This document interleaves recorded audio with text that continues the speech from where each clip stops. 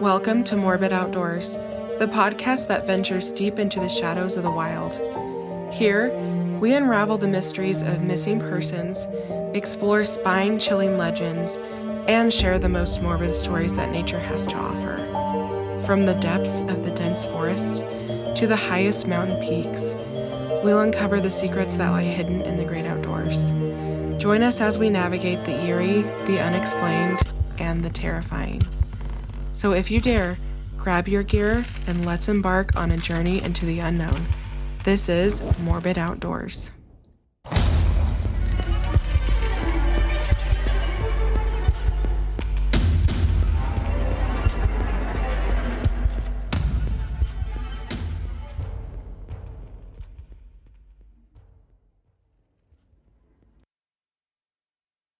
Hello everyone, happy Wednesday. I just got done working at the house. As some of you might know, we just bought a house and we're moving in, and dang, this is a lot of work. So every day I've been painting, cleaning, getting stuff ready. And my amazing mother-in-law has been helping with all that, which I so appreciate all of her hard work, because it would have taken me months to do all this by myself, and with the help of my husband. It would have taken both of us literally months. So I haven't been doing that many outdoors things lately, but the weather here in Utah is starting to cool down and really feel like fall. And that's something that really excites me, because I love the shoulder seasons. Fall and spring are my absolute favorites, and I just love the changing of the seasons and all the fall activities that come with it, like baking and leaf peeping and hiking and just enjoying the weather. It's been so amazing. So I hope that you guys are able to slow down and, feel this fall feeling, with the changing of the seasons. And we're about to go into a new season. That's winter pretty soon. And I hope that you guys are just able to kind of slow down from a busy life. I've been very busy lately, and it just reminds me how important it is to take a deep breath, slow down, and kind of just be and really enjoy just, something as simple as sitting outside. So get outside, enjoy the fall weather, go to a pumpkin patch, and so let's dive into it today. Time to gear up and get outdoors. Let's dive into our case. A father-daughter hike on Half Dome in Yosemite National Park turns deadly after warnings from park rangers are ignored. Since the cables were installed 103 years ago, 10 people have died on this cable route, and 6 of them occurred when the granite was wet, including the most recent tragedy in July of 2024. This is a cautionary tale of the most recent death in Yosemite National Park.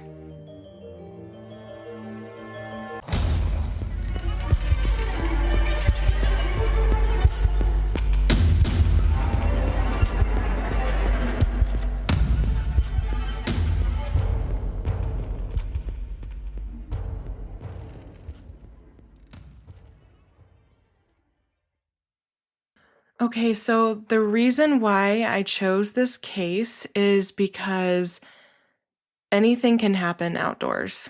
It doesn't matter how experienced you are, how many times you've done something, Mother Nature will always win. And I think it's important to talk about these cases where tragedy strikes, because it helps the rest of us be maybe just a little bit more prepared, or think differently next time we recreate outside. So, fair warning, I have never visited Yosemite National Park despite living about 5 hours away for a while. And this is because my husband and I were supposed to go to Yosemite in summer of 2021. And then I actually fractured my foot, so I was not able to do that trip. And we just never made it down there. So we actually have plans to go to the Yosemite next year, right after I get done with work. And we're going to go spend almost a week there exploring and seeing all the sights and hopefully, wildlife spotting. So I have not done Yosemite, but it is in my future plans. So first, bad reviews. Peter reviewed Yosemite National Park. Too many trees and big rocks like El Capitan or Half Dome that I have to climb. Update. Did the 4-mile trail and it was beautiful, but I couldn't take photos because they didn't tell me to bring my phone or camera. Also, no cell service and water. Sorry all, it's not ADA compliant. There are no elevators or escalators. Also, no one was playing with a rattlesnake. He looked inviting. This is probably one of those haha funny, ones. Rick said, I don't get what all the fuss is about. There are no good bars, and I had to walk too far to see stuff. Also looked nothing like the pictures on their ads. It was way prettier in person. Can you say false advertising? 1 star. And another review says, can't believe such a popular national park doesn't offer cellular service or Wi-Fi to its guests in case of emergency. We couldn't ask for help, and the ranger is not willing to help either. So those are the negative reviews about Yosemite, and I'm trying to use ones that have not been used by subpar parks because those are great. So if you've never seen artwork that accompanies negative reviews about national parks, subpar parks on Instagram, amazing. Go check her out. Yosemite National Park was established on October 1st, 1890. It's about 750,000 acres, and in 2023, it saw more than 3 million visitors. It is one of the top most visited national parks in America. Yosemite is internationally recognized for its granite cliffs, waterfalls, clear streams, groves of giant sequoias, lakes, mountains, meadows, glaciers, and biological diversity. Almost 95% of the park is designated as wilderness. So if you're a listener, you know that I've already covered a case in Yosemite, and some of that background information is going to be repeated. So just bear with me with this one, everyone. Thanks. So we're going to talk about the first people of Yosemite National Park. Indigenous people have inhabited the region and did nearly 4,000 years ago, although humans may have first visited as long as 8,000 to 10,000 years ago. The indigenous natives of Yosemite called themselves Owananichi, meaning dwellers, and Awani. So I obviously am not a native speaker, so just be kind when I'm trying to pronounce words that are not my language. These people were the only tribe that lived within park boundaries, but other tribes lived in surrounding areas. There were still indigenous people living within the park until 1969, when the government forced them out onto nearby reservations. And that is a wild fact to me. So that is absolutely insane that I think most of us know that the indigenous people were treated so poorly by the colonizers and the government, but to have people living in Yosemite as recent as 1969, and then they just forced them out. That's terrible. If you want to learn more about indigenous people and national parks, you should visit Indigenous Women Hike on Instagram. I've learned so much from Jolie. I love following her, and I love seeing all of the advocacy that she does for her people and the advocacy for the national parks. So if you want to learn more, go follow Jolie at Indigenous Women Hike. So in terms of landscape, Yosemite contains thousands of lakes and ponds, 1,600 miles of streams, 800 miles of hiking trails, and 350 miles of roads, which is amazing. There are 2 federally designated wild and scenic rivers, and Yosemite borders the Sierra foothills. So beautiful, just beautiful area. Yosemite Valley represents only 1% of the park area, and I think everyone knows that Tunnel View is like the most iconic scenery type road area in Yosemite. And we are actually going to be discussing Half Dome today. So Half Dome is a granite dome, and it rises 4,800 feet above the valley floor. And the park actually contains dozens of other granite domes, but Half Dome and Sentinel Dome are like the most iconic and the tallest. In terms of climate, Yosemite has a Mediterranean climate per the Köppen climate classification system, meaning most precipitation falls during the mild winter and the other seasons are nearly dry. So that was actually kind of surprising to me, but if you think about the geographical location of Yosemite, it does make sense. Yosemite also has vast flora and fauna. There are all the normal animals that you might think of, like black bear, coyote, raccoon, um, woodpeckers, bobcats, river otters, gray fox, and all kinds of little critters like skunks and spotted owls, and sometimes there's also cougars.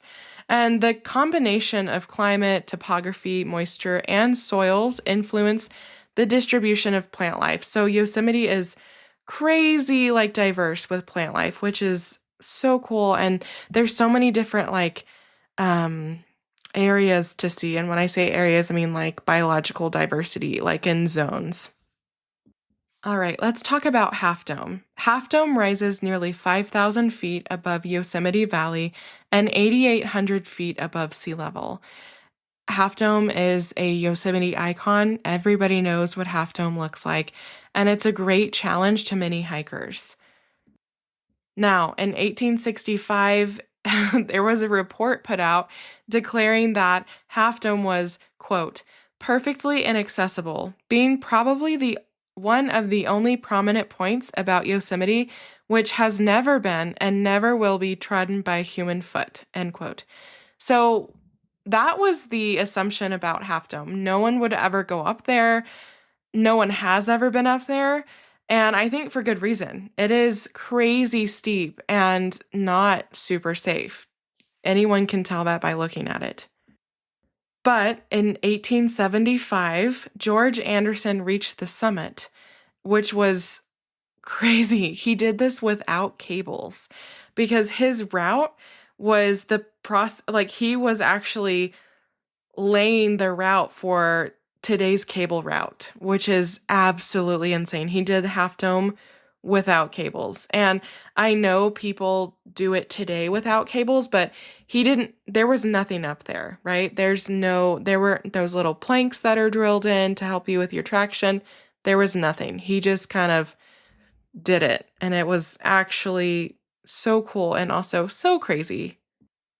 Today, thousands of people reach the summit, and for most, it's an exciting and super challenging hike, and for a few, it becomes more of an adventure than they wanted. It's so hard. So, park rangers actually assist hundreds of people on Half Dome Trail every summer because a lot of people go out and they think, I'm going to do Half Dome and it's going to be great and I can do it. It is another beast, okay? So it is another beast, and park rangers risk their lives to go and help people that cannot make it on Half Dome. According to resources online, the 14 to 16 mile round trip hike to Half Dome is not for you if you're out of shape or unprepared. You're gaining about 4,800 feet of elevation most of the way to the top. I mean, straight up, you're doing some elevation gain. Most hikers take 10 to 12 hours to hike to Half Dome and back, and some actually take longer. And it's said online that if you plan to hike during the day, it's smart to leave around sunrise or earlier, then have a non-negotiable turnaround time. For instance, if you haven't reached the top of Half Dome by 3:30 p.m., you need to turn around. You always should have a plan like that when hiking, even if it's not Half Dome. So the hike part that I think everyone's seen photos of is actually the cable route. And there's 2 metal cables that allow hikers to climb the last 400 feet to the summit without rock climbing equipment. So this is how people can hike up there and not have all of this crazy mountaineering equipment. Now, since 1919, relatively few people have fallen and died on the cables. However, injuries are not uncommon for those acting irresponsibly. which a lot of people do outside, and it puts themselves and others at risk.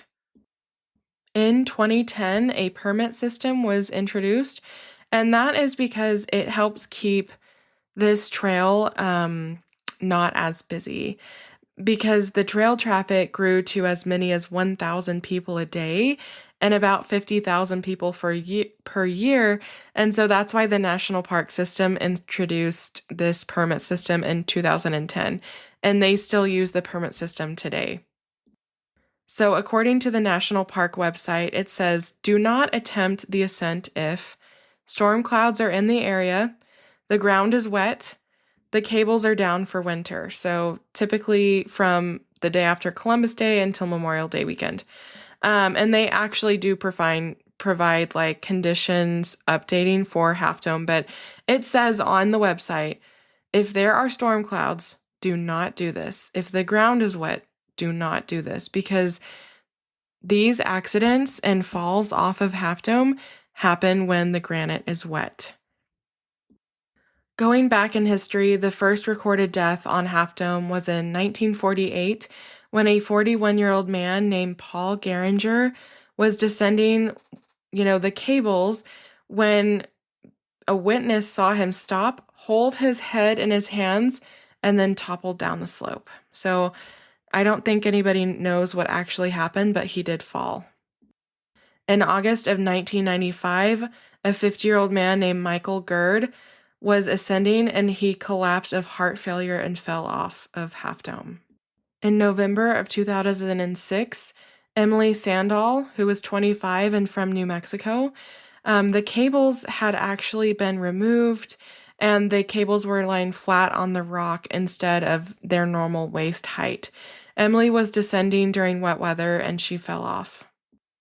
Then, in April of 2007, 43-year-old Jennifer Bettles was descending during wet weather, and she fell off. In June of 2007, a 37-year-old Japanese national was ascending during dry weather, and he fell. And his name is Hirofumi Nohara, if I'm saying that correctly. In June of 2009, Manoy Kumar, 40, of San Ramon, California, was descending during wet weather and fell. July 31st, 2011, Haley Laflamme, 26, of San Ramon, California, was descending during wet weather and fell. May 21st, 2018, Ashish Penogonda, 29, he was a native of India who was living in New York City. He had been in the area and there were thunderstorms, and it's not known if wet rock was a factor, but he fell and died. September 5th, 2019, Danielle Burnett, 29, of Lake Havasu City in Arizona. Another hiker who saw her fall posted on the account on Facebook that she actually became worried when light rain started to fall as she was ascending, and she turned around to come down without reaching the top. And this witness said her shoes slipped on the rock, she fell hard and lost her grip on the cable. Now, hikers below her tried to grab her as she slid past, but she was 10 feet away from the cable. She plunged 500 feet off of the south side of the trail. And yes, the rock was wet. And she was doing the right thing by turning around. But shit happens, right? It's unpredictable.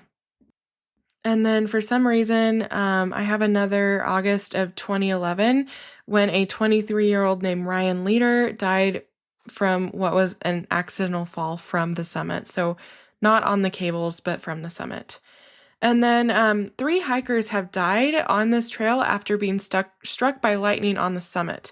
And National Park After Dark has a really good episode about this that they go very into detail. But 2 were struck by lightning in a July 1985 incident that's detailed in Bob Magic's book, Shattered Air.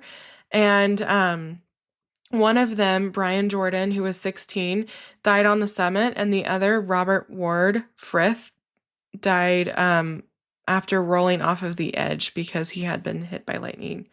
So this is a very, very dangerous place to be when it's raining, when it's storming. You can fall, you can get struck by lightning. Something about the, properties of granite, it is just like electricity, magnet, and it's awful. And so I actually listened to that National Park After Darks episode on it, and it is so scary, so scary. And so many people have lost their lives on Half Dome due to wet rock, storms, accidental falls. And some of these things, like, if you're aware that you shouldn't hike on it when it's wet, don't hike on it when it's wet. Now, that doesn't completely take away all of the risk of hiking this trail, but it greatly reduces falling off because of wet rock. So, from 1919, when the cables were erected, through 2024, there have been 25 confirmed deaths on the cable section, and the latest fatality occurred on July 13th, 2024, and that's what we're going to discuss today. But before we get into the case, I want to share the 10 essentials. Let's talk about the 10 essentials everyone needs to carry while they're outdoors. The 10 essentials are only the basic items you should have with you. You may need additional items depending on the activity in which you participate. Visit the park's website to learn more about the park and your activity before you head out. So, our 10 essentials. The first is navigation. Navigation systems are used when planning your route before your trip and when you need help orienting yourself in surroundings during your activity. Know how to use a topographical or relief map as well as your compass or GPS unit before going out. So when I say navigation, I mean you need a map, compass, and GPS system. Personally, I have a Garmin inReach Mini, and it is the best purchase I have ever made, as it can save my life. The second essential is sun protection: sunglasses, sunscreen, and hat. Sun protection is necessary to protect your skin and eyes against harsh UV rays that are responsible for sunburns and skin cancer. Consider using sunglasses, sunscreen, and hats. Sun protection clothing, such as pants and long-sleeve shirts, can also help minimize your exposure to the sun. The third essential is insulation: jacket, hat, gloves, rain shell, and thermal underwear. Nature is unpredictable. Be prepared for sudden changes in weather conditions. Pack an extra layer of clothing that reflects the most extreme conditions you could encounter. The fourth essential is illumination. Lighting is indispensable in the outdoors where there is no conventional light. Items include flashlights, lanterns, and headlamps. Headlamps are preferred light source because they are hands-free. Be sure to pack extra batteries. The fourth is first aid supplies. Be prepared for emergencies by packing first aid supplies with you. Start with a pre-made kit and modify it to fit your trip and your medical needs.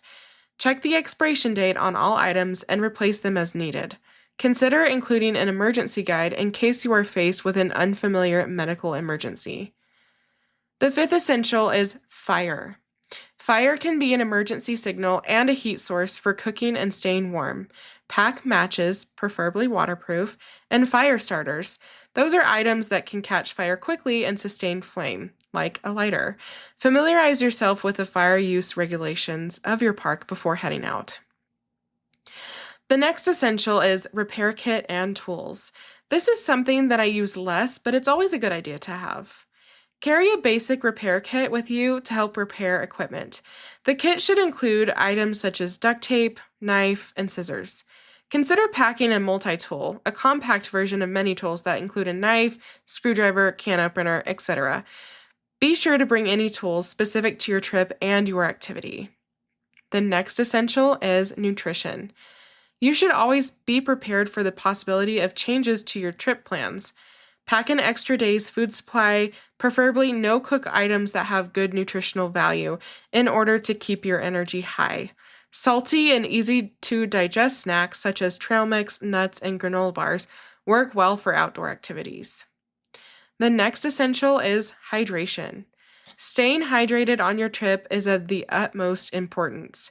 Physical activity increases your risk of dehydration, which can lead to negative health consequences. If you're active outdoors, especially in hot weather, you should drink water often and before you feel thirsty. Prepare your water before you need it and do not allow yourself to become dehydrated. Before heading out on your trip, be sure to identify if there are any bodies of water at your destination that you could collect water from and treat using your water treatment supplies. The next essential is emergency shelter. Shelter is one of the most important elements during an emergency survival situation. It can protect you from severe weather conditions and exposure to the elements. A tent, tarp, bivy sack, or emergency space blanket are all lightweight options for your emergency shelter. Just remember that the 10 essentials are the minimum that you need to bring with you while you're recreating outdoors. Your safety is your responsibility while outdoors. On July 13th, 2024, dad-daughter pair Jonathan and Grace Roloff set off to hike Half Dome, excited to have scored permits for this really rare opportunity. This duo had hiked together countless times and over thousands of miles. They've done up to Angel's Landing and Zion National Park, down the Grand Canyon, and all over the mountains of their home state of Arizona. So when Grace secured a permit to hike Half Dome through the daily lottery system on July 11th, the pair was ecstatic. Both of them cleared their schedules to drive from Phoenix to Yosemite the following day, and on the day after that, they set out on the strenuous 16-mile trail at about 8 a.m. Now, while they were heading to go out on the trail, a ranger told them that there were storms in the forecast, and at times, this pair did notice clouds overhead. But when the pair reached the bottom of Half Dome's famous cables a little after noon, the sky was perfectly clear, which is what Jonathan, the dad, said. So Jonathan is recounting this because he is the one that survived this incident. But yeah, basically a ranger said, hey, there's storms in the forecast. And to me, if a ranger said that to me, I would have been like, oh my gosh, I should not do that. But the dad-daughter pair actually proceeded with other hikers, and they set off to do the 400-foot stretch of the trail. That was the cables part. When they arrived at the top, the panoramic views of Yosemite Valley and the high Sierras were outstanding. As Jonathan snapped photos of his daughter Grace, he marveled at how beautiful and fearless she was. Grace told her father she was amazed to have climbed Half Dome, an item on her bucket list, and that she loved him. And I just want to clarify, this is reporting done by SF Gate. So moments later, after Jonathan, was taking pictures of Grace, a thunderclap happened and it boomed across the sky. And this is what Jonathan said. A black cloud was rolling in like gangbusters. And I was like, we have to get down now because we don't want to be up here with any rain. It rolled in literally out of nowhere. And I find it interesting that he says it rolled in out of nowhere because the ranger had told them there are thunderstorms in the forecast. And even though you might not see weather, if it's forecasted, you can bet that it's probably going to happen or it's likely to happen. So the storm might have rolled in from out of nowhere, but it was a predicted thunderstorm. Now, both Jonathan and Grace were experienced and athletic hikers, and they could have bounded down the rock face to avoid the descent on the cables and rain, but the people in front of them were proceeding slowly and cautiously, which is good to do. And Jonathan said it seemed impolite to pass them, given the circumstances of, this storm happening. And basically, everyone became trapped on the cables in the heavy rainstorm. And this would be my worst nightmare. Well, first of all, I am deathly afraid of heights. I would never attempt this climb. And just being on slick rock whilst wet, I would probably have a panic attack because that is not something I would be comfortable with at all. The granite became slick, and the climbers in front of them started sliding around. Now, Grace was in a new pair of hiking shoes that were supposed to offer good traction, but apparently they didn't. She said, "Dad, my shoes are so slippery." And Jonathan tried to calm her nerves and said, "Okay, let's go slow. Let's do this one step at a time," because he believed they were taking the necessary precautions of going slow. And about 3/4 of the way down the cables, both of Grace's feet went out from under her. Jonathan said, "She just slid off to the side right by me down the mountain. It happened so fast. I tried to reach my hand up, but she was already gone." At that point, Jonathan descended the cables as fast as he could. And although Grace had gone down a steep slope that looked about 200 to 300 feet, he had watched her come to a stop and believed that she might be alive. At the bottom of the cables, he looked over the edge and realized that the mountain was too steep, and he couldn't reach her. He began yelling for someone to call 911, and people were staring at him, but not reacting, he said. So, this is all Jonathan's account of the story. And he says that eventually he called 911 himself. He said he dropped to his knees and prayed for a miracle, and a few people approached him asking if they could pray too. Erin McGlenn, a 22-year-old from Las Vegas, had just hiked up the trail with her mom to find Jonathan shouting to his daughter. Erin had this to say about the situation, quote, "It was one of the most heartbreaking things I've ever seen, but it was also one of the bravest things I've ever seen. He was able to compose himself just in case he could provide any comfort to her. He did everything he possibly could have," end quote. Meanwhile, Park Ranger Shauna Daly was providing support to Jonathan. Basically, she actually stayed by his side for 3 hours as they waited for rescue helicopters and climbers to retrieve Grace. And waiting these 3 hours was not easy because it actually was pouring rain and there was howling wind. And at one point, it actually hailed, first in pellets the size of peas and then later in ping pong ball sized chunks. So Ranger Shauna Daly and Jonathan staying out there was really physically hard for them, even though they were just waiting. And Ranger Daly was there when Jonathan learned from rescuers that Grace had died, and she actually went with him on the hike down the mountain without his daughter. Jonathan had this to say about Ranger Daly. "I know that's her job, but she went way above and beyond to make a human connection with me." Later, when Jonathan spoke to a coroner, he learned that Grace had sustained a severe head fracture and likely died during the fall. And this is what Jonathan had to say about that. Quote, "That was at least comforting. If she was gone, that she didn't have to suffer," end quote. According to family members, Grace was a smart and selfless human being, as well as an enthusiastic adventurer and top-notch athlete.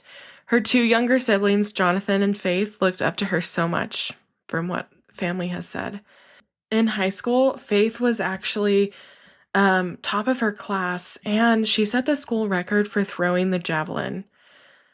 She was also a sprinter on the track team and played power forward on the high school and elite basketball teams, including Under Armour team that traveled the country. Grace was extremely athletic and very talented. She was 6 feet tall and incredibly strong, and she could leg press about 600 pounds. And the reason why I'm including this is because Grace was probably the most fit person and the most ideal person that would try to conquer Half Dome. She was in physical shape. She had been in physical shape for years and probably most of her life. She was young, she was healthy, and these things still happen to anyone. Mother Nature doesn't give a shit how old you are, how fit you are, how athletic you are. Shit happens, and that's why I'm talking about Grace's story today. So that's the end of Grace's story, and I just want to talk about the cables. I mentioned that in 2010, the National Park Service started a 300-person a day permit. And the goal for this was to prevent overcrowding that was thought to lead to accidents. And actually, it didn't work. A 2018 study by the Wilderness and Environmental Medicine showed that the permit system went into effect and the number of incidents per person doubled. The study's authors theorized that the difficulty in obtaining a permit made people more intent on reaching the summit with their one chance, despite the risks, which I would have to agree with that theory. And my father-in-law says it's like get there-itis. You want to get there so badly, and it's not necessarily about Half Dome, but anything you're doing like piloting or hiking or boating, you just want to get there. And especially if you only have this one permit, you think, oh crap, I've got to do this. It's my only time. I might never be able to do this again. And you overextend yourself and go beyond what you should or what the environmental situation is. So for Jonathan, the main issue on Half Dome is the design of the cable system. He feels it could be much safer. And SF Gate actually reached out to the National Park Service about this, and park officials did not respond to questions about the cable design. Jonathan says that he doesn't see why the cable system can't be more like a drawbridge with wooden planks close enough to step from one to the next and running up the sides beneath the cables. He said he'd also like to see a second set of cables added lower to the ground. Jonathan said, "This is my first time and my last time doing Half Dome because it is unnecessarily dangerous up there. It's not going to bring my daughter back, but I would like to strongly advocate for a safer way to get to the top of Half Dome," end quote. Now, it's extremely sad that Grace died that day, and her story is a cautionary tale that experience and physical ability are no match for Mother Nature. And I did see an article that Alex Honnold, depending on how you say it, he is a world-famous rock climber, and he is most famous for free soloing El Capitan at Yosemite. And Alex has a ton of experience climbing and doing dangerous things that I would never do, but he does, and he's amazing at it. And he actually commented on this and basically said, like, this is a risk that you take when you do this hike, and basically, like, it's kind of just the risk, you assume this risk, and if it doesn't happen to you, that's great, but I don't think that this is just my opinion now, I don't think there's a great way to make it safer necessarily, because it will still rain, people will still be up there, you can slip on any surface, not just the granite, and I think that if you're going outside for any kind of activity, there's an assumption of risk, like when you go boating, your boat could sink, you could drown. When you go hiking, you could get attacked by a bear, you could fall. There's always a level of risk, and you just have to know what you're getting into as best as you can, and if you should do it, and if you're not safe with it. I actually had a pretty scary incident in Moab, Utah of this year. My husband and I went in, I want to say January, and it was snowing, and I was told by locals that it's a rare thing for it to snow. And we had planned to do some hiking, so that kind of was, canceled because it was cold and it was snowy and the weather wasn't great.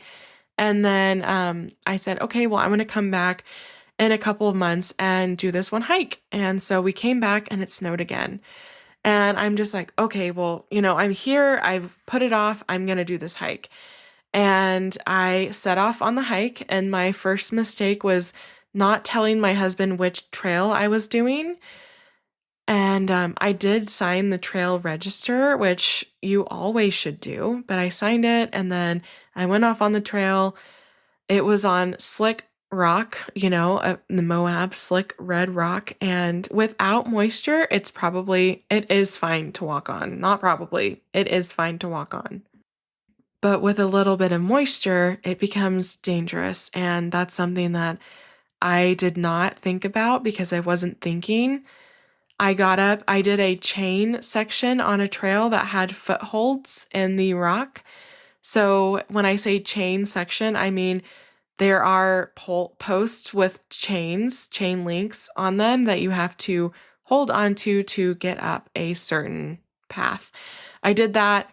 My shoe started sliding after that. I sat down to turn on my personal locator beacon and I moved a little bit, and then I immediately started sliding down. And I swear, I thought about what was going to happen next. I was going to fall, and if I didn't die, I was going to be severely injured and have no way to call for help because I hadn't turned on my personal locator beacon like an idiot. There was no vegetation to grab onto. It was just slick, and it probably was like a 200-foot drop off of this cliffside. And the only thing that saved my life that day was a little small rock outcropping about 2 inches. And I moved my right leg so that my foot would catch on it. And that is the only reason why I'm here today, is because of that 2-inch rock ledge.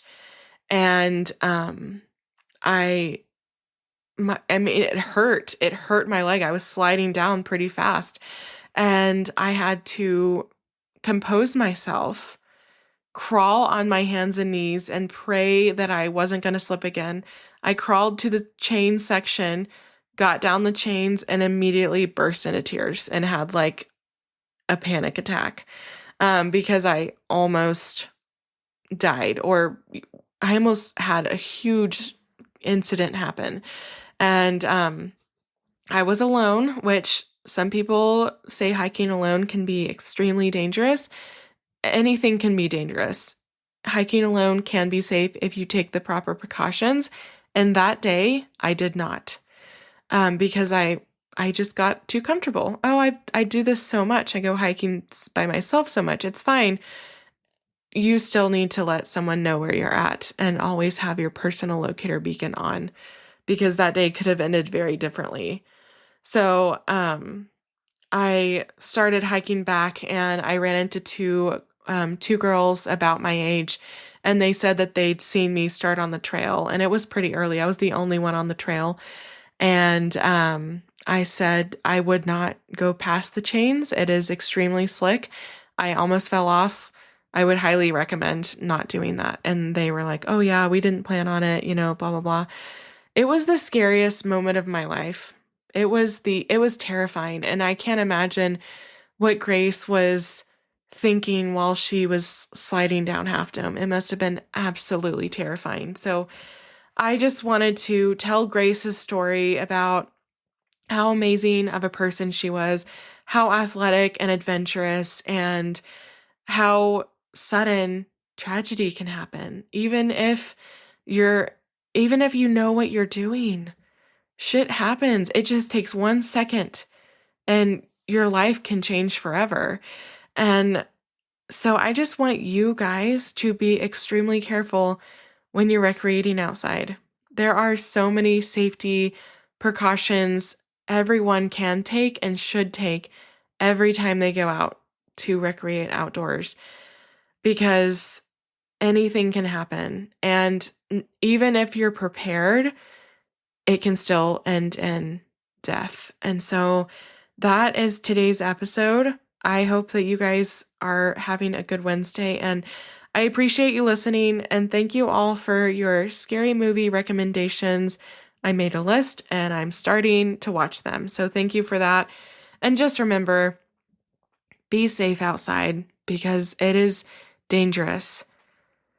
Okay, recreate responsibly, and remember, sometimes the great outdoors aren't always that great. Thanks for listening to Morbid Outdoors. If you're enjoying what you're hearing, make sure to subscribe to the show on your favorite podcast platform. It's free, easy, and it helps us out immensely. When you subscribe, you get updates on our latest episodes, and it also boosts our visibility, making it easier for other curious souls to find us. Another great way to support Morbid Outdoors is by leaving us a review. Whether you're on Apple Podcasts, Spotify, or wherever you listen, A quick review helps us know what you love about the show. Find us on Instagram and Facebook at Morbid Outdoors Podcast. You can email us case suggestions and your campfire stories at morbidoutdoorspodcast@gmail.com. Thanks so much for the support, and I'll see you next time.